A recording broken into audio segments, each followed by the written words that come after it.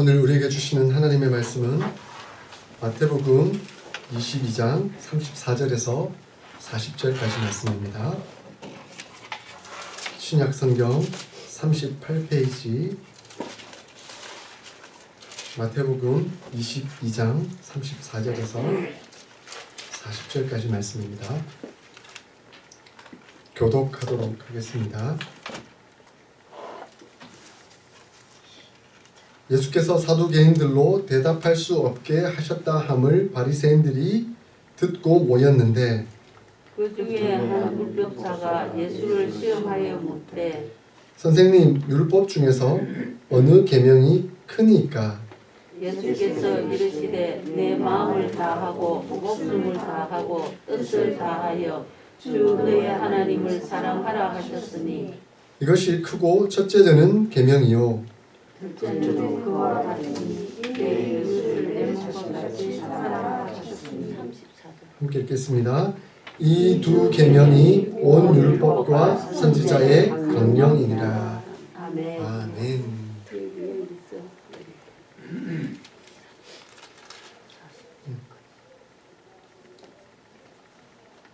지난 10주간에 걸쳐서 10계명 강해를 했었습니다. 하나님께서 왜 우리에게 10계명을 주셨을까요? 인생 똑바로 살아라. 내가 너희를 괴롭히기 위해서 이 10계명을 준다. 그렇게 하기 위해서 하나님께서 우리에게 10계명을 주셨을까요? 아닙니다. 하나님께서 우리에게 10계명을 주신 이유는 우리를 사랑하시기 때문입니다. 그리고 우리가 하나님의 자녀이기 때문에 그렇죠. 하나님의 자녀이기에 하나님을 닮아 거룩한 성품으로 거룩한 은혜의 삶을 살아가도록 요청하기 위해서 하나님은 우리에게 10계명을 허락해 주셨습니다.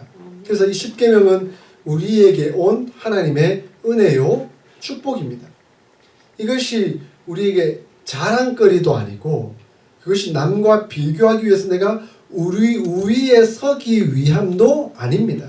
그렇게 되면 그게 율법이 되고 하나님이 원치 않는 일이 되어버리고 마는 것이죠.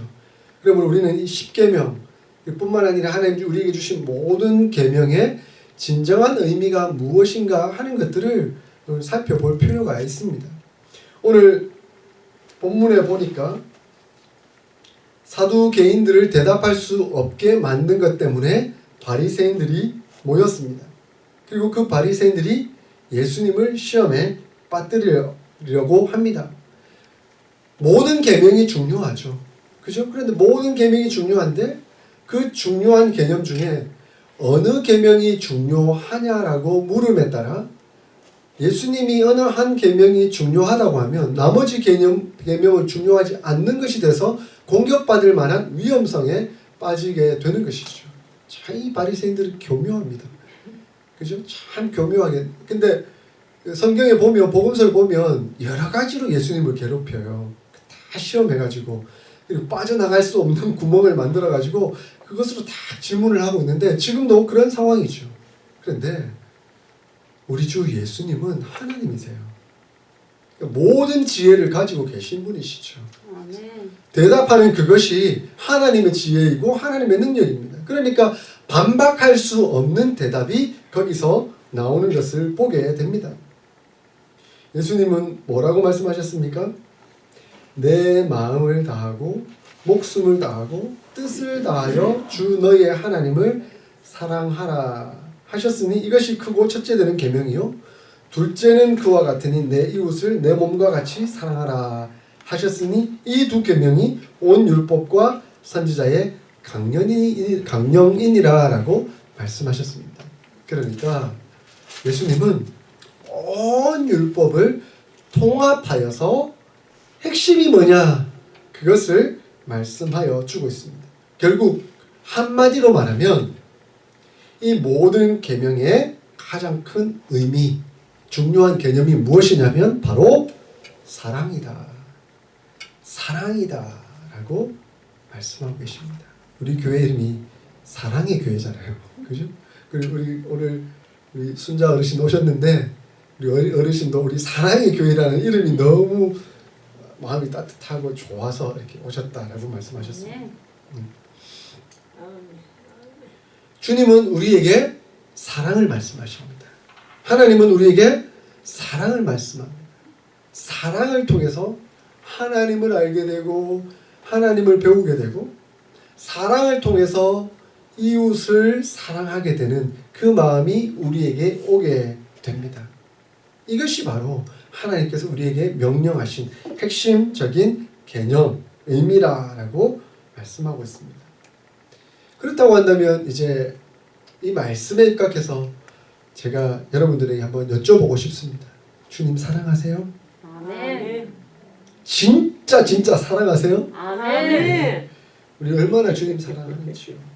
근데 사실은 저도 아침에 일어나가지고 오늘 하루도 깼네요. 하루도 시작합니다. 주님 사랑합니다. 주님 사랑해요. 이렇게 말씀드릴 때가 있거든요. 근데 어느 날은 이렇게 탁 마음에 오는 게 진짜로 하나님께서 그렇게 묻고 계신 것 같아요. 정말이냐? 진짜로? 이렇게 묻는 것 같은 느낌이 있어요.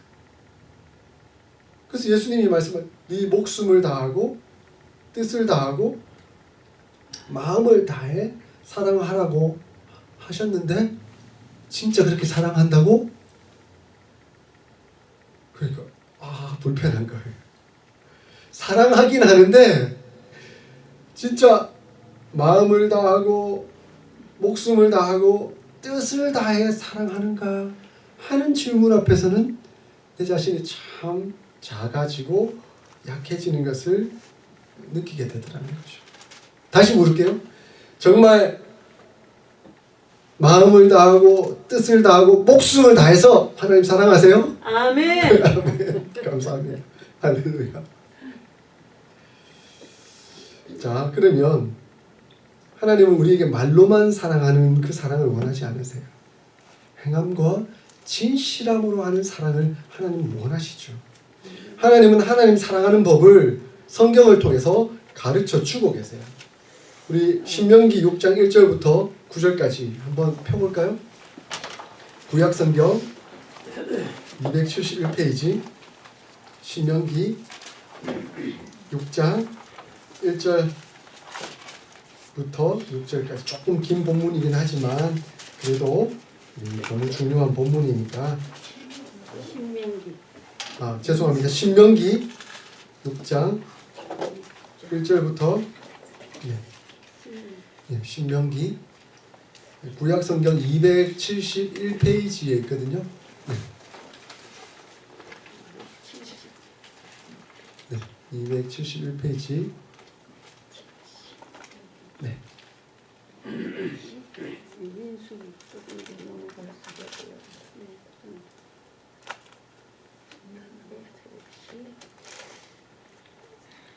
장 1절부터 6장 1절부터 9절까지 조금 긴 본문이지만 우리 교독해서 한번 읽어보겠습니다. 너무나 중요하고 의미 있는 좋은 말씀이니까 제가 1절 읽겠습니다. 이는 곧 너희의 하나님 여호와께서 너희에게 가르치라고 명하신 명령과 규례와 법도라. 너희가 건너가서 차지할 땅에서 행할 것이니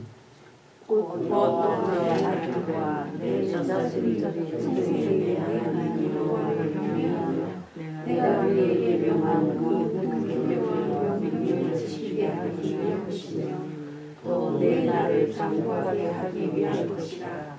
이스라엘아 듣고 삼가 그것을 행하라. 그리하면 내가 복을 받고 내 조상들의 하나님 여호와께서 내게 허락하심 같이 젖과 꿀이 흐르는 땅에서 내가 크게 번성하리라. 이스라엘아 들으라. 우리의 하나님 여호와는 오직 유일한 여호와이시니라. 너는 마음을 다하고 뜻을 다하고 힘을 다하여 내 하나님 여호와를 사랑하라.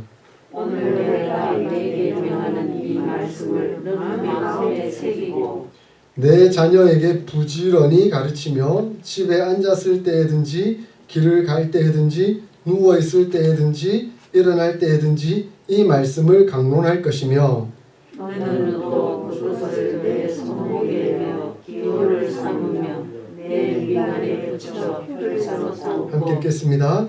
또 내 집 문설주와 바깥문에 기록할지니라. 아멘.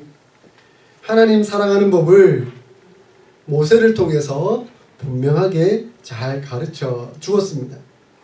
하나님 사랑하는 법은 1절에 말씀을 듣고 그것을 행해야 하며 2절에 그것을 지켜야 하고 3절에 그것을 순종해야 한다라고 말씀합니다. 또 그것들을 우리 마음에 새기고 자녀들에게 가르쳐야 하며 항상 그 말씀에 대해서 서로 나누고 이야기해야 한다. 그리고 말씀을 심지어 손목에 매며 이마 사이에 미간에 붙이고 문설주와 바깥문에까지 기록하고 있어야 한다. 그것이 바로 하나님을 사랑하는 방법이다라고 말씀하고 있습니다.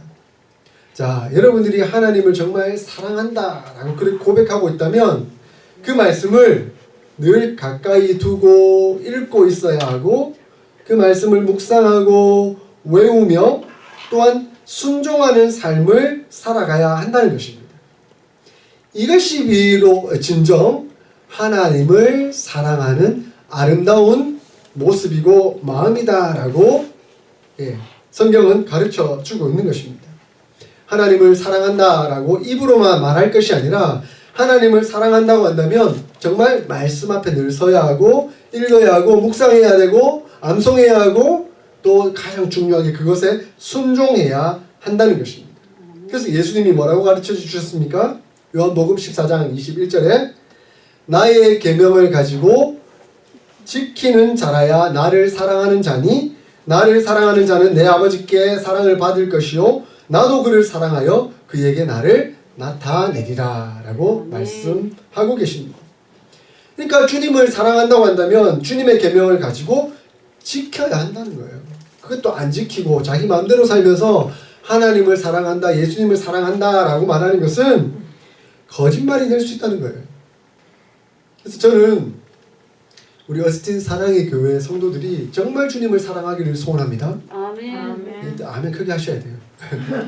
정말 주님을 사랑하기를 소원합니다. 아멘. 그렇게 하나님을 사랑하도록 우리 주 예수 그리스도를 사랑하도록 돕는 게 제 역할이에요. 목사가, 목회자가.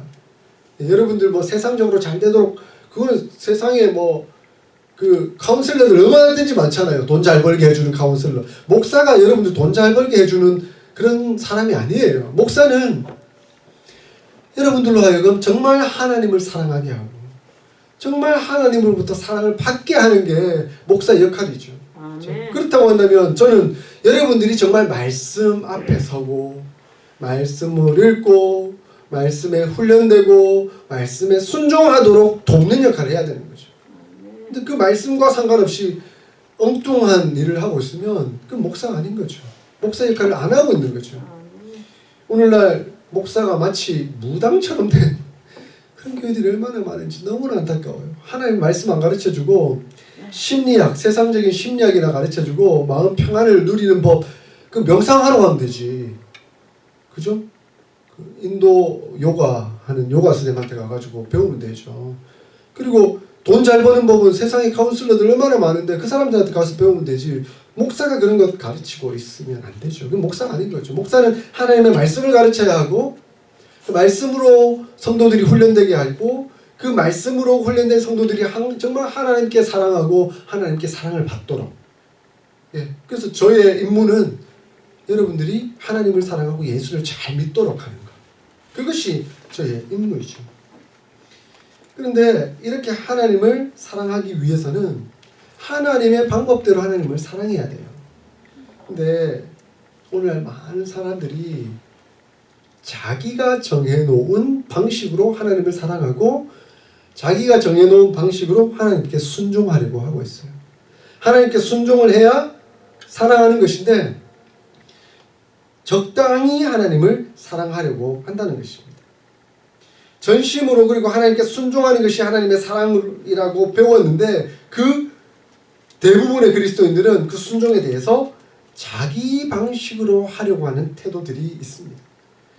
제지 브리지트라는 분이 재밌는 좋은 책을 쓰셨어요. 날마다 자신에게 복음을 전하라 라는 책을 쓰셨는데, 이 책에 재밌지만 의미를 새길 수 있는 한 예가 나오더라고요.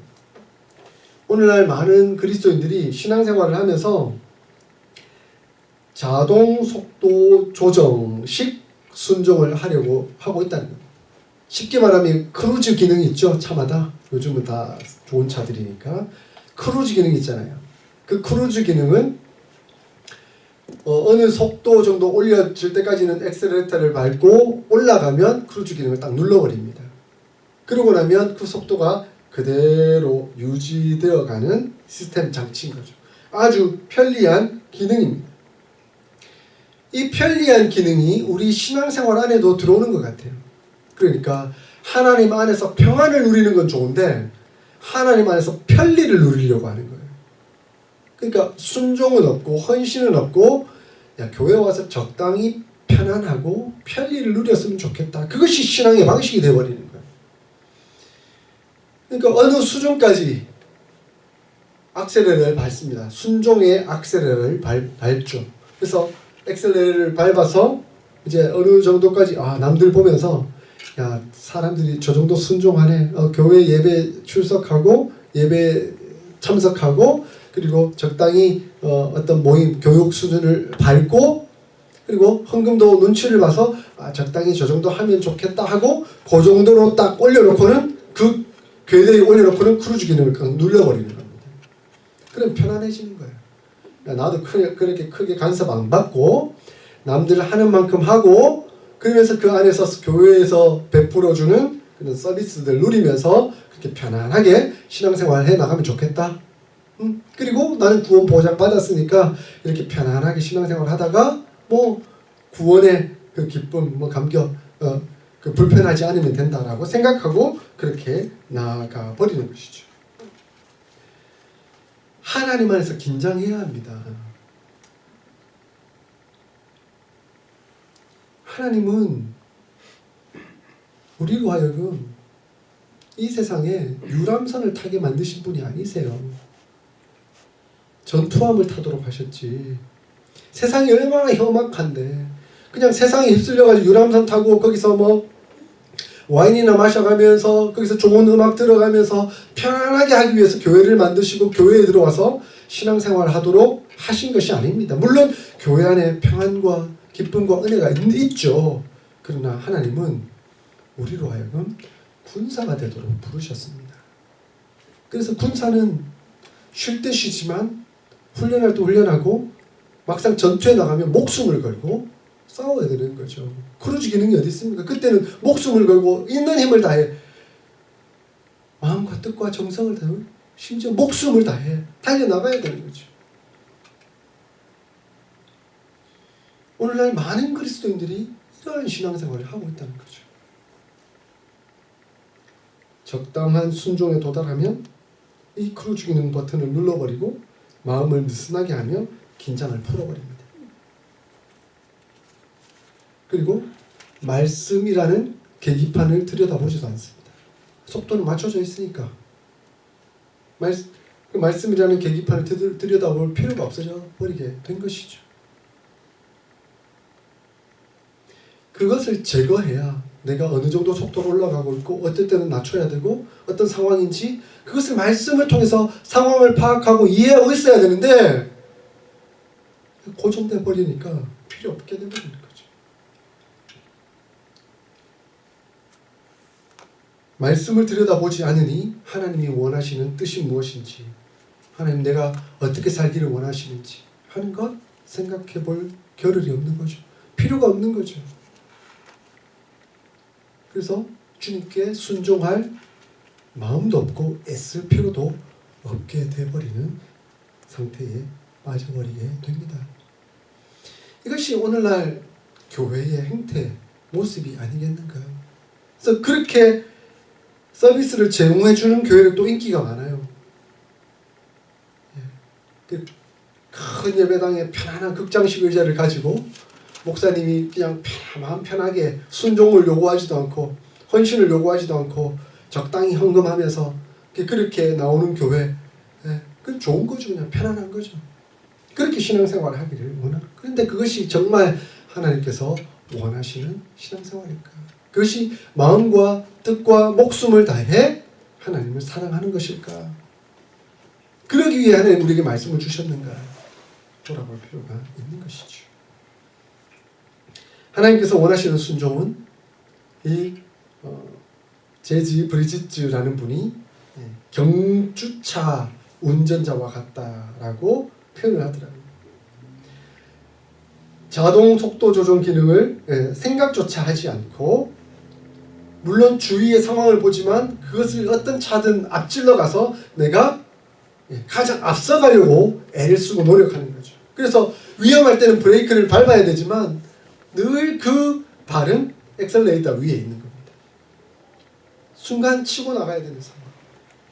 그렇게 해나가는 거죠. 그래서 차의 성능이 허락하는 최고의 속도를 달리고자 하고 있습니다. 눈은 언제나 정면을 바라보고 목표를 향해 달려갑니다. 그 골을 향해서. 그리고 그 트랙을 정확하게 돌기 위해서 애를 쓰는 것이죠. 주위에 다른 차들 부딪히지 않고, 그리고 그러기 위하여 내가 할 수 있는 모든 기술, 에너지를 거기에다 쏟아 붓는 것이죠.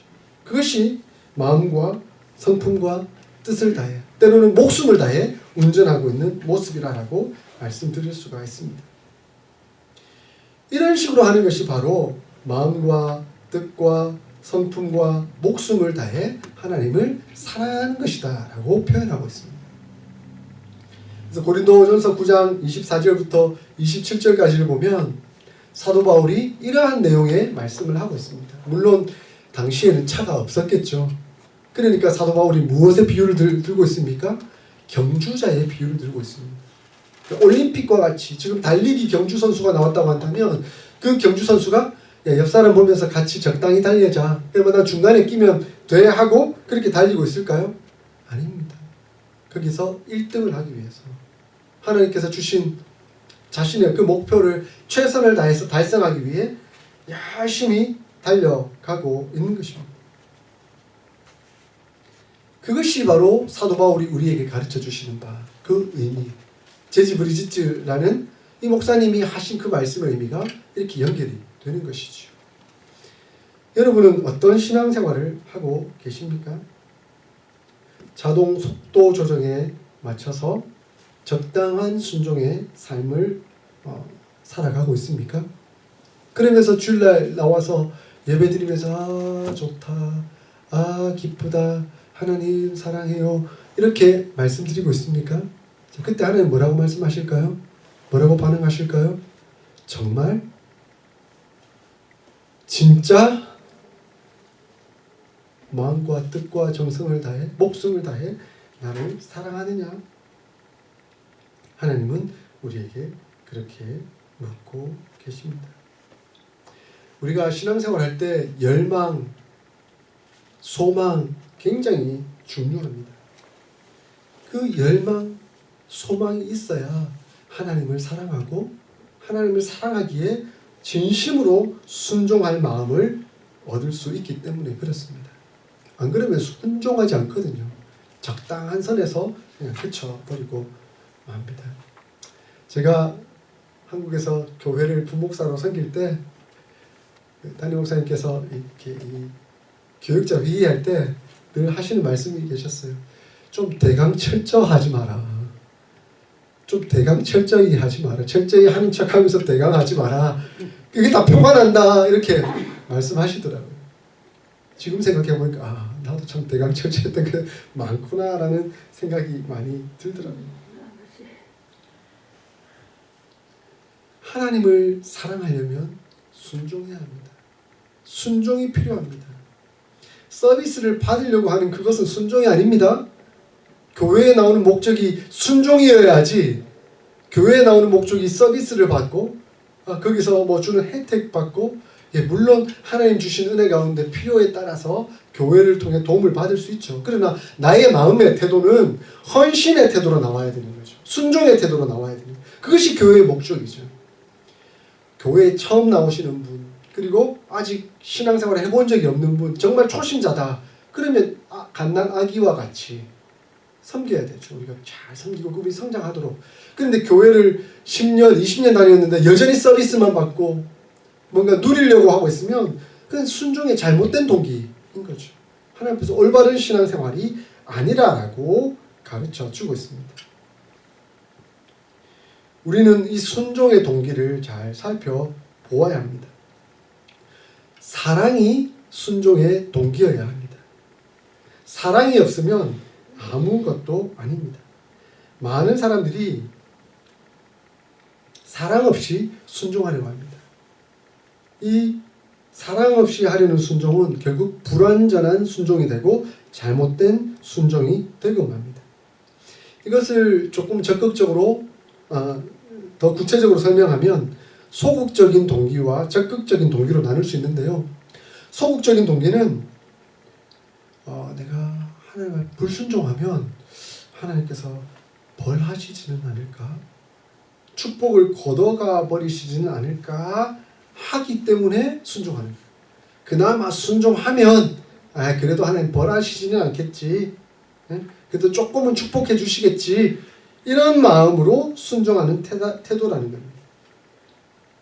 또한 다른 사람들에게 야, 저 사람은 신앙도 없어, 열심도 없어, 저 사람 믿음이 저렇게 약할까라는 말을 들을까봐 두려워서 하는 그러한 순종 또한 소극적인 동기라고 말씀드릴 수가 있다는 것이죠. 뿐만 아니라 적극적인 동기도 하나님 앞에서 잘못된 동기일 수 있습니다. 하나님의 축복을 얻어내기 위해서 억지로 하는 순종 또한 잘못된 순종입니다. 내가 외적으로 순종하는 것은 내가 고분고분한 성격을 가지고 있고 또한 부모와 교사 혹은 권위를 가진 자, 심지어 하나님께 순종하는 성격이기 때문에 그렇다. 이런 태도로 하는 것조차도 하나님 앞에서는 올바른 동기가 될 수 없다는 겁니다. 내가 이렇게 하면 하나님 이렇게 해주실 것이다. 그러니까 이거는 거래잖아요. give and take. 그죠? 그러니까 오늘날 우리가 세상적인 태도로 하나님 앞에서 내가 이렇게 동기로 하나님 앞에 순종했으니까 하나님 이거 채워주셔야 돼요. 라고 요구하고 있는 그런 모습이라는 것입니다. 소극적인 동기든 적극적인 동기든 이 동기는 겉모양만의 순종을 낳게 됩니다. 이건 잘못된 순종의 결과들이 나오게 된다는 것이죠. 이러한 순종으로는 하나님을 기쁘게 해드릴 수가 없습니다. 11조를 왜 드립니까? 하나님께서 내 인생을 책임져 주시고 하나님께서 내게 모든 것을 베풀어 주시고 먹고 사는 일에 아무런 염려가 없도록 인도해 주셨음에 너무 기쁘고 감사하고 또한 그렇게 앞으로도 인도해 주실 것이라는 믿음이 있기 때문에 11조를 드리는 거잖아요. 근데 11조 안 드리면 하나님 뭘 하시지는 않을까?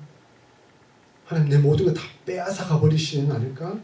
그런 두려움이 있어서 11조 하는 것은 바른 11조의 모습이 아닌 거죠. 그리고 11조 드리면 하나님께서 1000배, 10,000배, 로또 맞는 것처럼 엄청나게 주실 거야. 이러한 기대감을 갖고 하는 것 또한 하나님 앞에서 올바른 태도는 아닌 것이죠. 그래서 우리의 마음의 동기를 하나님 앞에서 적극적으로 살펴보면서 우리는 하나님 앞에 순종을 해야 합니다. 가장 큰 계명에 순종하는 것은 바로 사랑의 동기로 하는 것이다 라는 것을 우리에게 말씀해 주고 있습니다. 자, 그러면 어떻게 하면 이 사랑의 동기로 순종을 잘 할 수 있을까요? 어떻게 하면 이 하나님을 향한 사랑을 키울 수 있을까요? 그 실마리는 바로 하나님의 사랑입니다. 하나님의 사랑으로 우리가 가득 채워지는 겁니다. 그러면 사랑이 가득해서 사랑을 낳게 되고 그 사랑으로 말미암아 결국 사랑의 순종을 하게 된다는 겁니다. 요한일서 4장 19절에 우리가 사랑하면 그가 먼저 우리를 사랑하셨습니다 라고 말씀합니다. 오로지 우리를 향한 하나님의 사랑에 대한 응답으로서만 우리는 하나님을 사랑할 수가 있습니다. 우리 힘으로는 하나님을 사랑할 수가 없어요. 하나님 사랑이 너무 크고 하나님 사랑에 너무 감격하고 하나님 사랑에 기뻐하고 감사하게 되면 자연스럽게 저절로 하나님을 사랑하게 되어 있다는 겁니다. 그러므로 우리는 더욱 하나님을 사랑하기 위해 하나님의 사랑을 받아야 합니다. 하나님 사랑에 겨워해야 합니다. 근데 이 사랑을 못 받도록 만드는 게 있어요. 그게 뭐냐면 사탄이에요. 사탄은 로마서 8장을 봐서도 알겠지만 늘 우리를 꼰지르고 괴롭히죠. 네 같은 죄인이 무슨 하나님으로부터 사랑받을 자격이 있어. 안 돼. 너는 죄인이잖아. 너는 아무것도 할 수 없잖아. 그래서 죄의식과 정죄받고 있다는 느낌이 가득하도록, 그래서 실패자라는 고통 가운데 빠져들게 만들게 되어버린 거죠. 거기에 빠져들면 안 됩니다. 염려하면 안 됩니다. 그럴수록 하나님 사랑에 겨워야 합니다. 하나님 은혜 가운데 들어가야 합니다. 그러므로 우리는 날마다 십자가 앞으로 나가야 합니다. 왜냐하면 그 십자가가 우리의 죄를 깨끗게 하고, 왜냐하면 그 십자가가 우리로 하여금 사랑받게 만드는 동기와 원동력이 되기 때문에 그렇습니다.